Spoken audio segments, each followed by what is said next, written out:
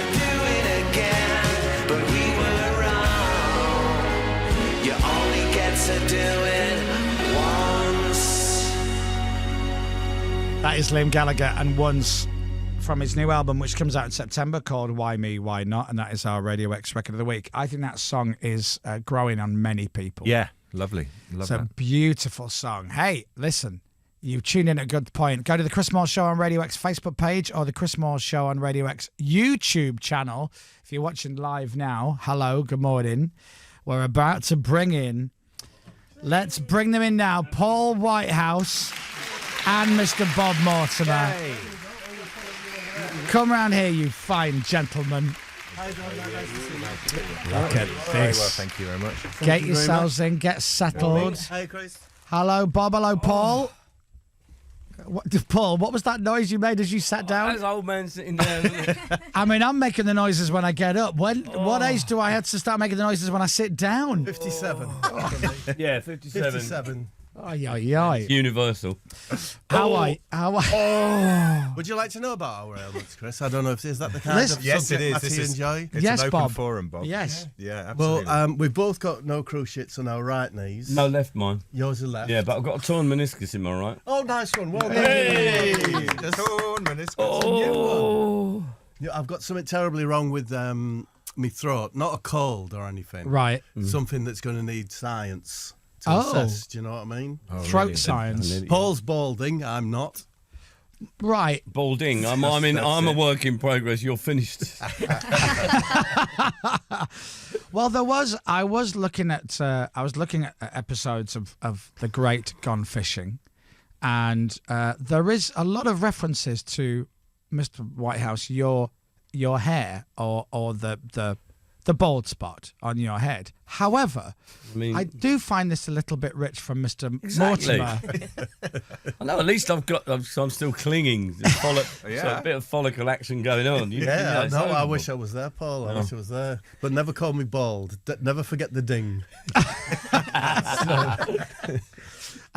There was a lovely moment where you did perform some magic on Paul's head when Yeah. it comes to hair. Yeah. Turned me into Tony Blair, didn't Into it? Tony Blair like that. And it was a good look. Yeah. It was a bottle of centrist politician. It instantly transforms your views towards the middle these ground. days sounds like a sort of statesman. But you said that you've been doing that for years. I did when I shooting was stars first, when the ding first came. Right. Yeah, I did a job. It was invented by Paul Daniels, you know, that stuff. Wow. What was it? Oh, so yeah. Didn't know that. Yeah. Didn't know that.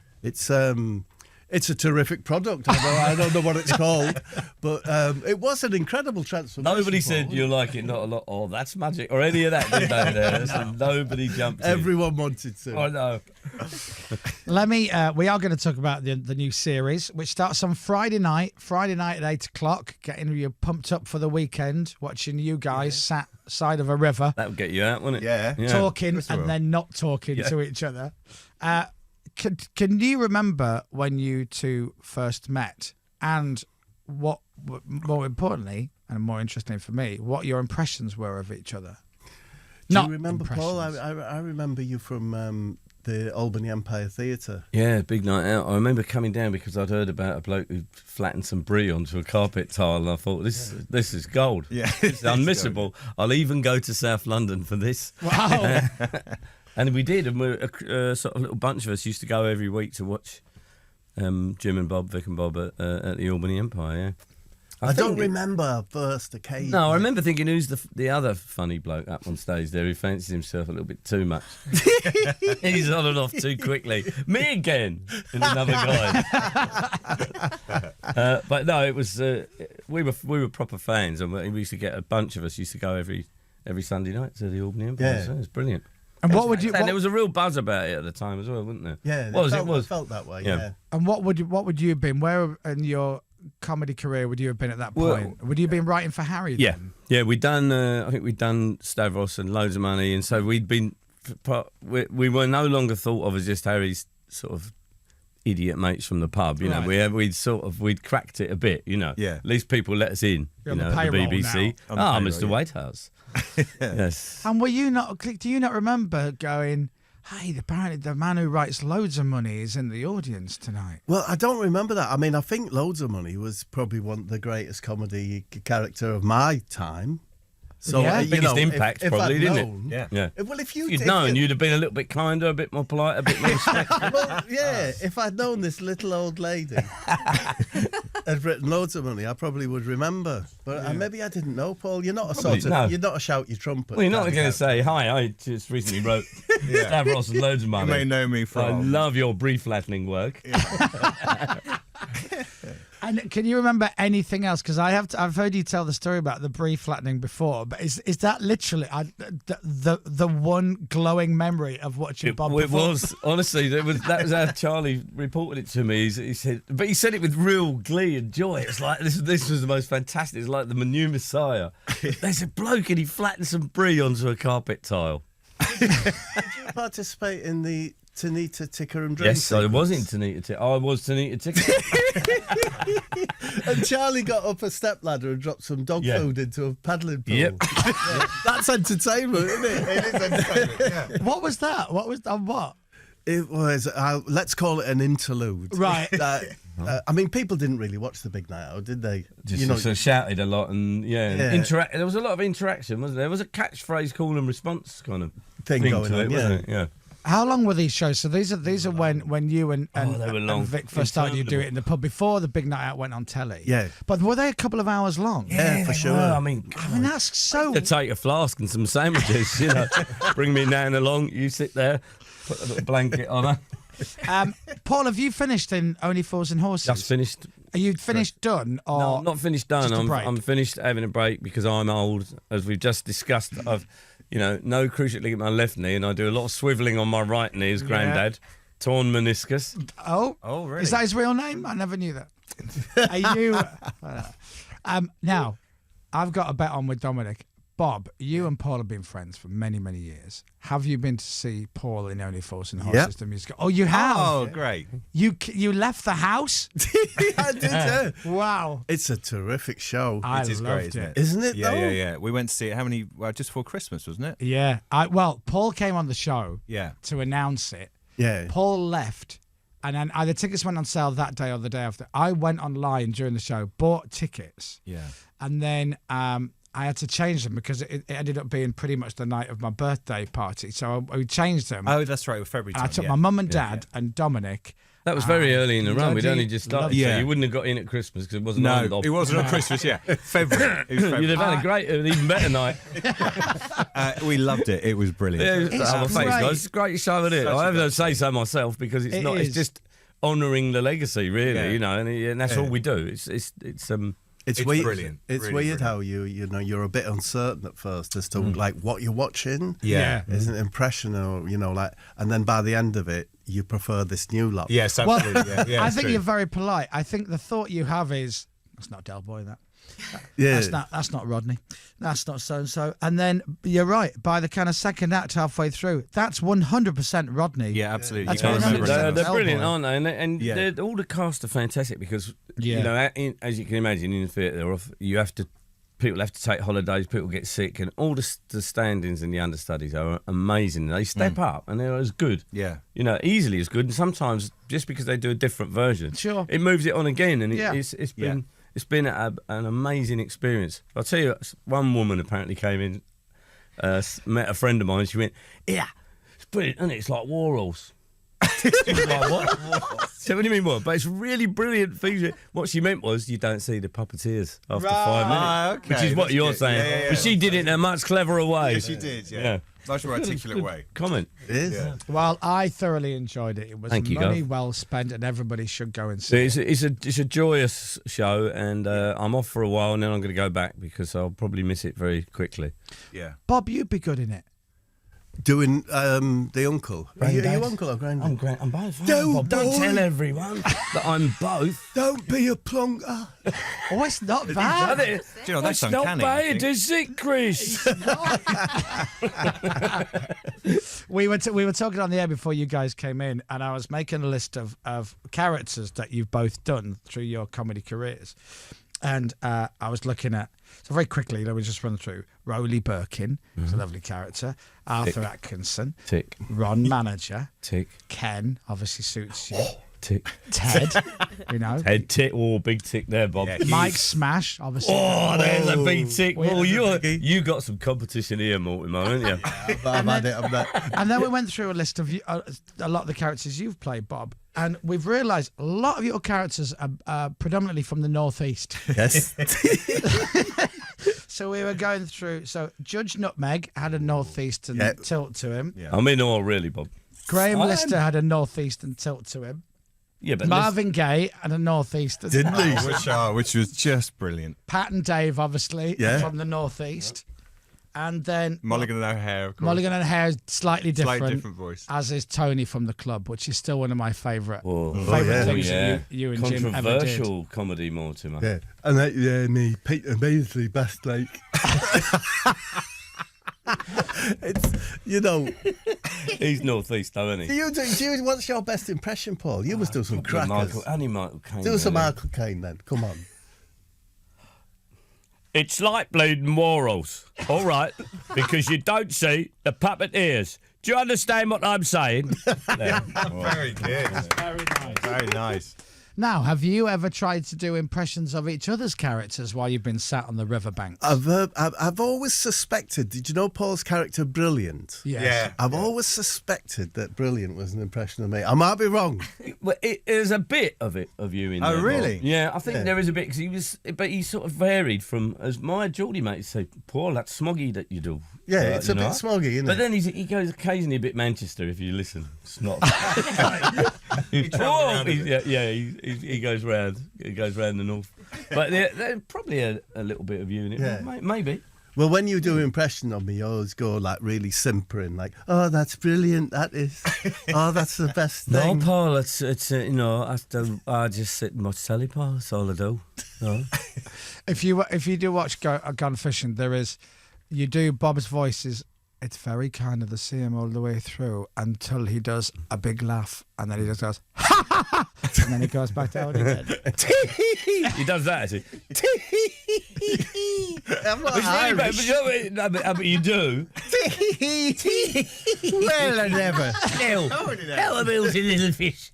But I find myself doing it. It's terrible because I've sort of, and I'm in someone's company for a while. I do Yeah. pick up on it. So I find I have to stop myself. Going, hello, Bobby, how are you? It is. I'm like that. I've got to be careful with places you I do go and pick people up I hang on out with. vocal tics of people, don't you? The weird one's when you're with someone from a pop group. So you sat with Paul Heaton. Yeah. You start going, every woman, every man. Oh, I'm sorry, Paul. Yeah, no, that is terrible, isn't it? It happens. The new show's great though, Paul. The new fishing show, isn't it? Oh, yeah, thanks, Bob. Look at Bob getting it back on track. Like, No, it just went through my mind. You know that beautiful episode 3 in Scotland. oh, yeah, it's lovely, yeah. Yeah. Because some of the scenery is beautiful, isn't it? It Yeah, really it's, is I beautiful. don't. You probably haven't seen the third episode, but No. Scotland is unbelievable. Unbelievable, Oh, yeah. You look at it now; it's properly magical, isn't it? It is. Some It's of the amazing. scenes, and I sometimes think that 50% of the show is the UK countryside, to be honest. Just Well, it's beautifully shot. It's really beautifully shot, Gone Fishing. And I was lucky enough, I've seen the first 2 episodes of the new series. And it's a joy to watch. It really is a joy. And it shouldn't be. It should be boring. I know, It but I should like the be way you so said dull. you talk and then you don't talk. We go, yeah, shut up. We do talk. We actually consciously say, should we shut up? Yeah. Shut up and let the trees speak. Yeah.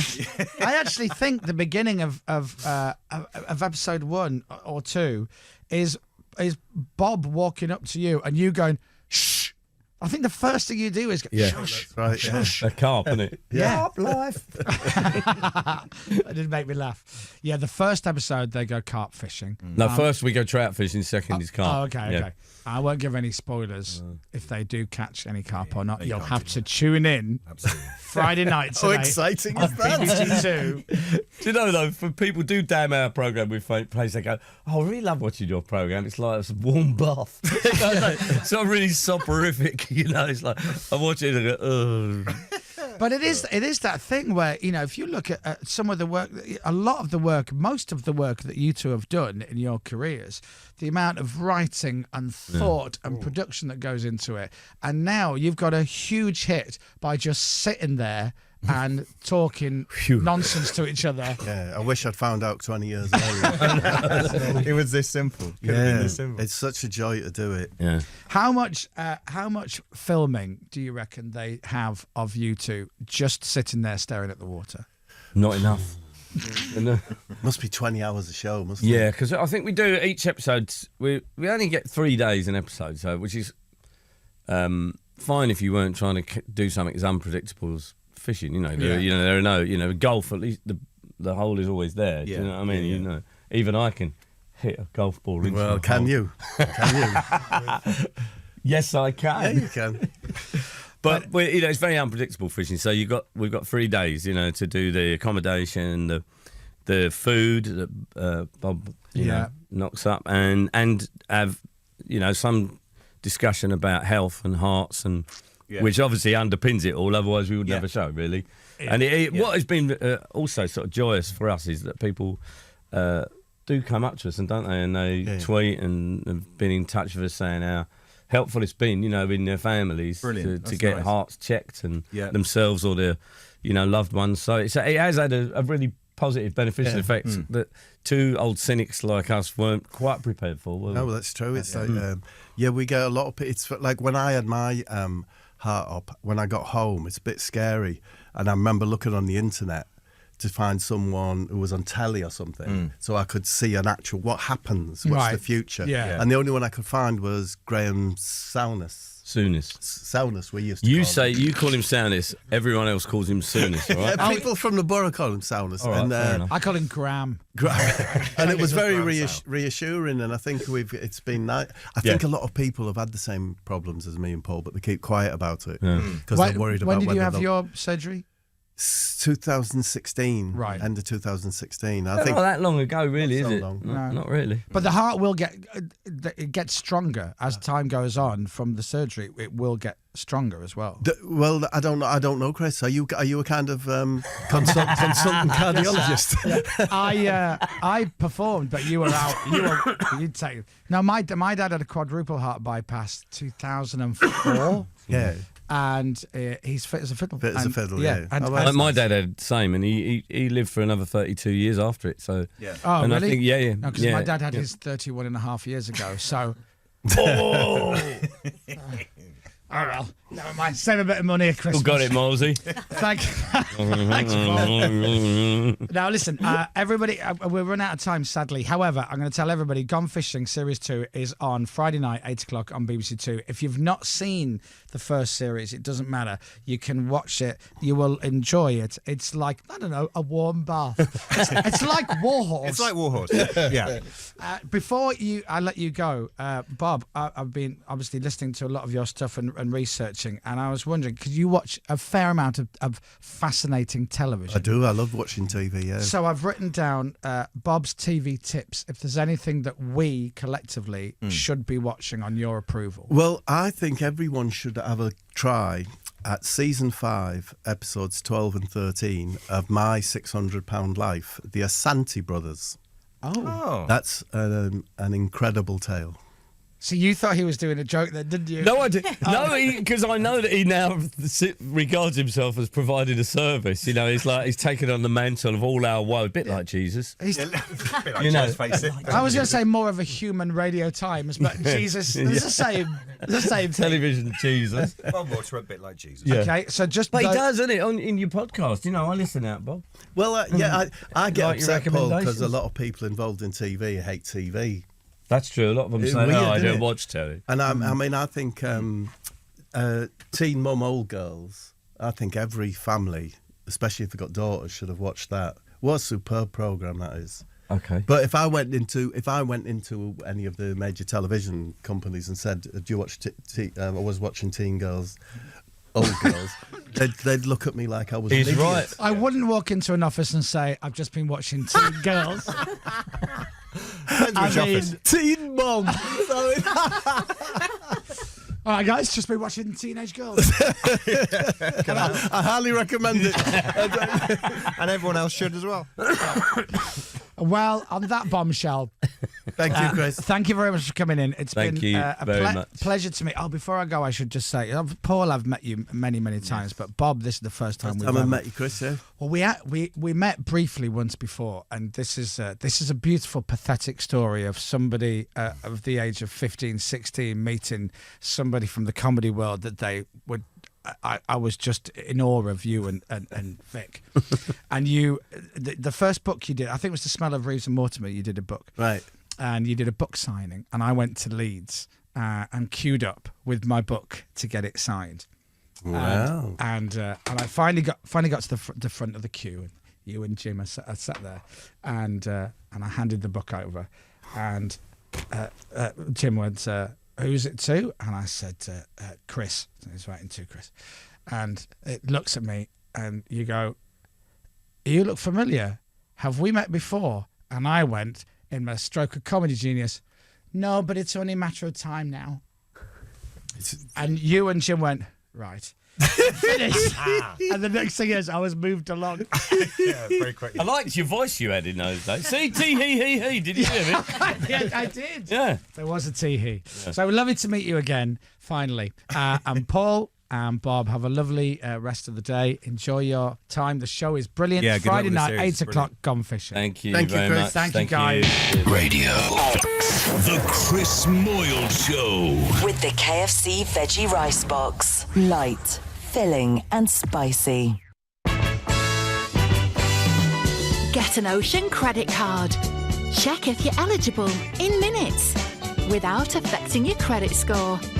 It comes with a credit limit of up to £1,500 too. So get online and check for yourself at ocean.co.uk and get all that from Ocean.